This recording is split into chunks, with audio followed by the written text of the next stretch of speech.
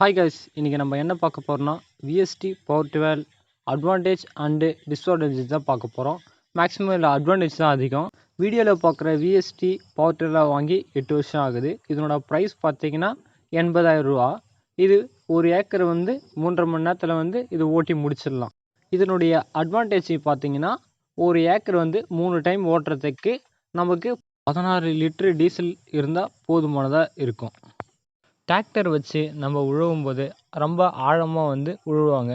அதனால் நம்ம போடக்கூடிய உரங்கள் அடியில் போய் தங்கிடும். அதே நம்ம பவர் டில்லர் வச்சு உழுவும் போது மேலே நமக்கு தேவையான மட்டத்தின அளவுக்கு நம்ம உழுவலாம். அது நம்ம போடக்கூடிய உரம் மேலேயே இருக்கும். அதனால் பயிர் சீக்கிரமாக கிடைக்கும், நமக்கு அதிக மகசூலும் கிடைக்கும். வண்டன் மண்ணில் பவர் டில்லர் வச்சு நம்ம உழுவும் போது அது வெயிட்லெஸ் கம்மியாக இருக்கிறதுனால வண்டன் மண்ணில் மாற்றுறதுக்கு உண்டான வாய்ப்பு ரொம்ப கம்மி. அப்படி மாட்டினாலும் எடுக்கிறதுக்கு ரொம்ப ஈஸியாகவும் இருக்கும்.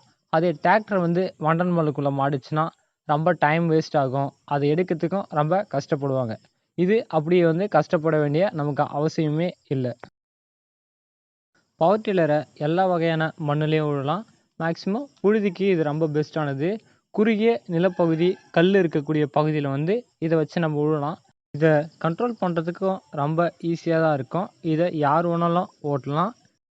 பவர் டில்லரோட வீல் பெருசாக இருக்கிறதுனால நம்ம வரப்பு ஓரம் ஓட்ட முடியாதுன்னு நீங்கள் ஒரே பண்ணலாம். அது கொஞ்சம் உண்மை தான்.